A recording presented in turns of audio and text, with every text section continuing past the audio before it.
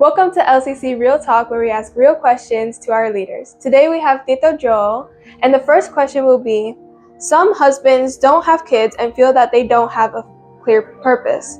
What advice would you give them? It's a blessing. I really have to admit, it's a blessing to have family, and not everyone gets to have children, and sometimes that's God's will. But I'm very blessed and thankful that I have children and family. But I also want to say that the purpose isn't really limited to parenthood.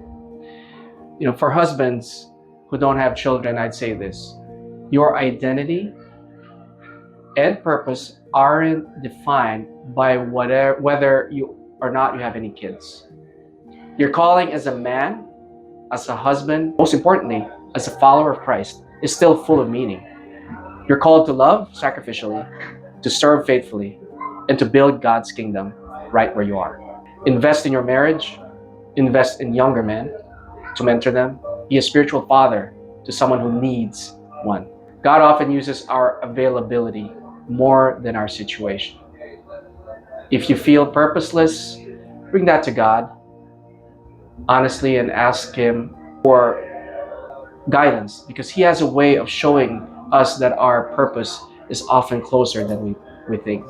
Father's Day can be hard for people who didn't grow up with a dad or lost their father. What would you say to encourage them? God sees you. In the Psalm 65, it says, God is the father to the fatherless. And this is not just a nice saying, it is actually a promise. God doesn't just fill the role of a father symbolically. He steps in it as a real, present, and loving father. He's not distant.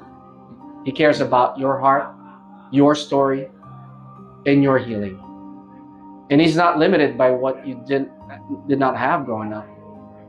He can still shape you into the man or woman He's called you to be. So even if today feels bittersweet or painful sometimes, know that you're not forgotten. You are deeply loved by the perfect Heavenly Father who never leaves, never fails, and always draws near.